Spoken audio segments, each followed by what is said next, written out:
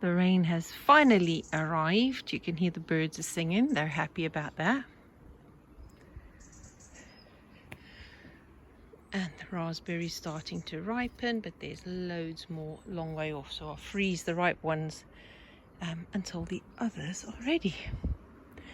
Pool has already been put away. We need some fresh wood chips for this garden. Although I would love to level it out and put some slabs in here. That would be lovely, just to make it easier, because we can't produce enough wood chips for this garden on our own, and we just can't get any fresh from tree surgeons because everybody wants it. So anyway, yeah, it'll soon be time to move the sweet potato under cover. The pumpkin there is growing a teeny tiny little one. I think that's supposed to be a butternut. Oh look, I did solve it. I used the netting from bought oranges. I strung string through it to hang up and put a metal pole on to support the bamboo cane there. Hopefully, oh no, it's got water sitting on top. Oh dear. We do not want water sitting on the top there by the stem. That is not good. I might have to try and string it so that it goes like that for the water to drain off. I'll try and do that. This one is growing nicely. Oh look, more water on the top. Just daily got to come and dry it off. We do not want water sitting over there. And look at that one. This one came off, so that's fine. Things are still growing, still happy, except for the older leaves that are dying. And there's tomatoes. Oh, look at all that water on there.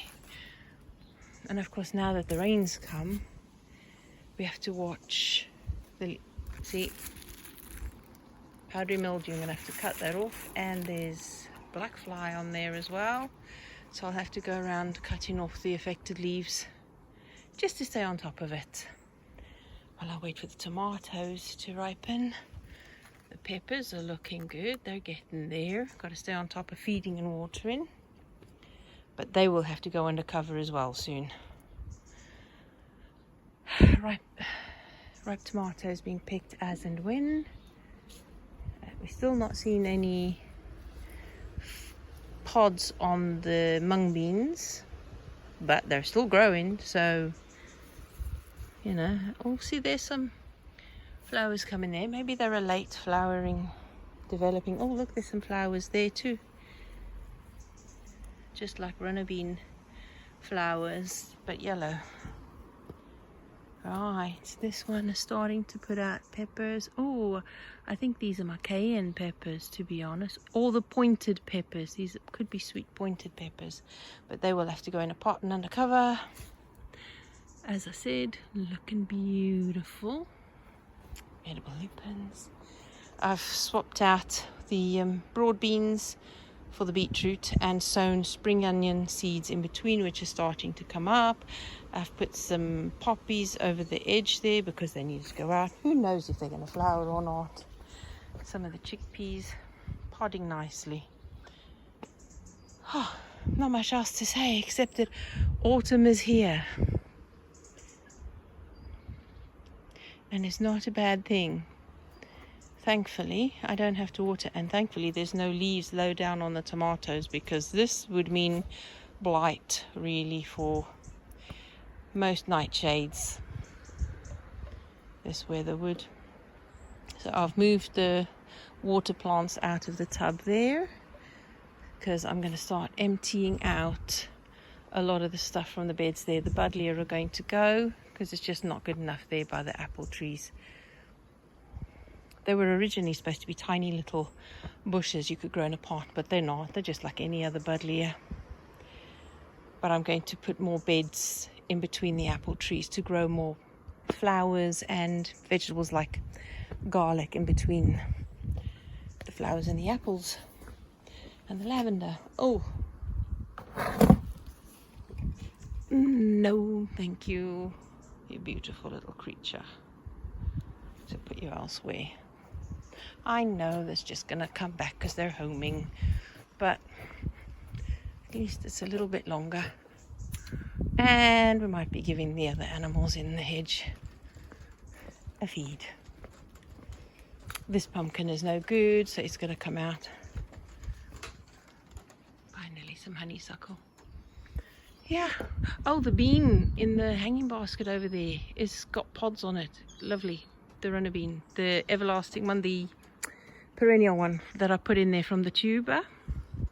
That's still going. Everlasting sweet peas giving me nice pods, filling out nicely. But I don't know, if somebody else wants the seeds, they can have them, because, well, they're not the sweet peas I want. I want the really fragrant ones. I want them for cut flowers, and I want them for perfume. Oh, we've picked one of the passion fruit because it was already ripe, because it started getting the little dimples all over the skin, so that means it's ripe. This one will be ripe soon, nice and heavy. We don't want to leave it on there too long because the pulp inside will start to dry out if we leave it too long. And this one will be ripe next, so that'll go in the freezer while we wait for that one to ripen. And then it'll be a nice special one dessert of the year with homegrown passion fruit. Oh, clematis has got flowers again. It practically completely died down. Second flush. Bit of a mess in here, gotta tidy up. Oh, my jalapeno peppers. They're growing nicely, look at that. Finally getting peppers on there as well. No Cape gooseberries on that yet. And this is another one of those runner bean tubers from last year. It's got pods on it, so we'll see how long it takes for them to ripen under here, because I keep them for the beans and stuff, for the actual beans, not the pods. So hopefully we get some seeds out of them for next year as well, just in case the tubers don't survive the winter. The guava will need to be repotted in fresh soil and pruned down and go back inside for the winter, as the lemon and the lemon verbena, they all need to go back indoors for the winter. And that's where I'll put the peppers. And what else did I say had to come under here for winter? The peppers and something else I can't remember. They have to go back. Oh, the sweet potato. Sweet potato can go under here. That pepper can stay in here. If I trim it down to about that high from the ground to the first notch, then if I overwinter it in here and protect it from frost and cold, then it should grow again next year. Hopefully.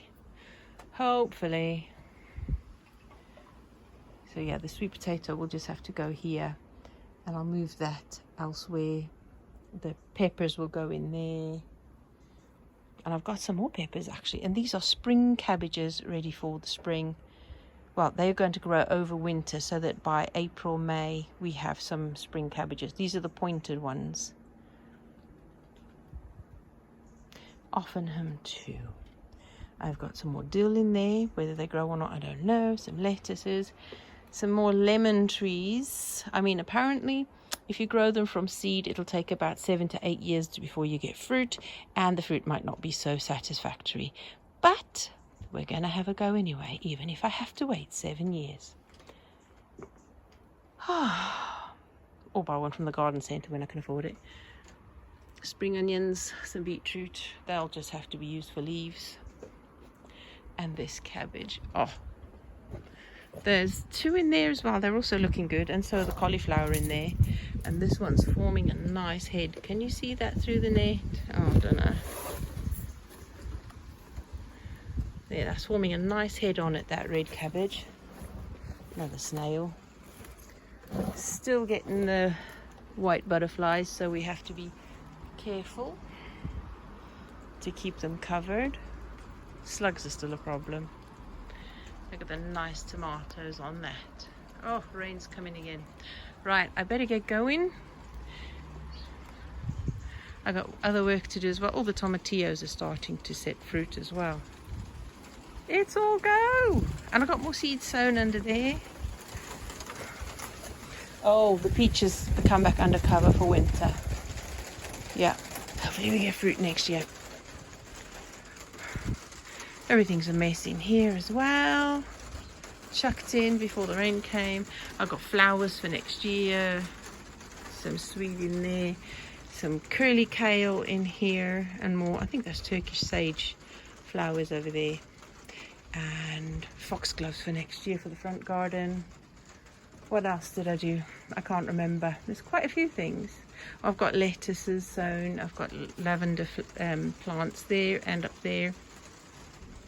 So we'll see how they go. My catnip is staying under cover for protection. And that's it. Update for the garden.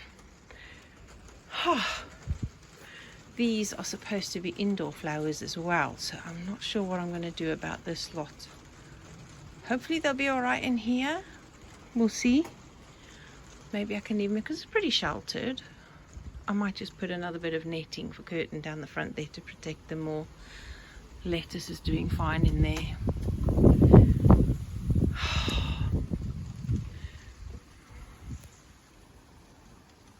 There you go, folks. Okay, I'm gonna love you and leave you and get back off to work in the shed. Oh, purple sprouting broccoli, that's gonna send up shoots anytime soon.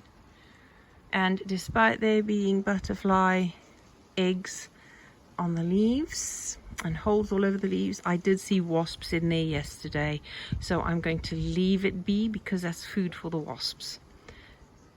As the caterpillars hatch, they're food for the wasps, so I'm going to leave it to them.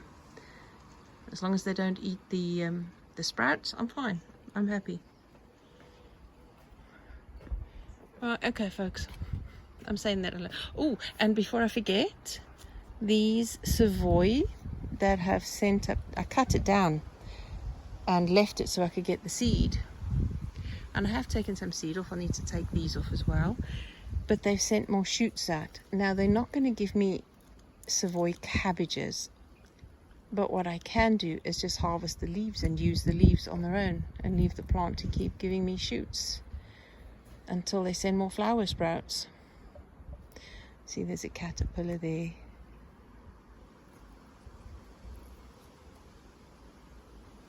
Little beast. Oh, and there's a big one. That's where they hide, right in the vein. Camouflaged. Look at that. The birds don't seem to like them. They spit them out, so maybe they taste bad. Yeah, it's just being vigilant and checking daily, doing a walk around, keeping an eye out. And oh, see what I mean? Right there. I didn't see it until I touched the leaf and it was soft. See if the birds will get it. They're very good at being camouflaged. And I always check the veins in the middle of the leaves, because that's where you'll find them. Look, right there. No, that's the leaf. Oh, there you go. Okay. That was a short shower. Lots to do. Waiting for the leaves to fall off. And the apples will be done soon. I've had a few of the apples that will drop. There's one left on that tree. I've had the other apples off that one yesterday. There's a couple left on this tree. Down there. We've lost a few to that lovely brown rot patches that come on because they get too wet and they're too close together. Next year I will thin out.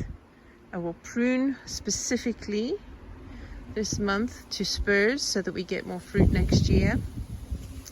And when we do get all the blossoms, I'll make sure there's only 2 apples left. As the fruit form, there's only 2 of the strongest 4 apples left on the branches so that we get more fruit. And I will have to stay on top of watering and feeding the trees because this ground doesn't hold much water and the trees need a lot of water when the fruit is set in. So I'll have to make sure all the water butts are full and we have more water butts. Right then, have a lovely week, guys. I'll speak to you soon. Bye-bye.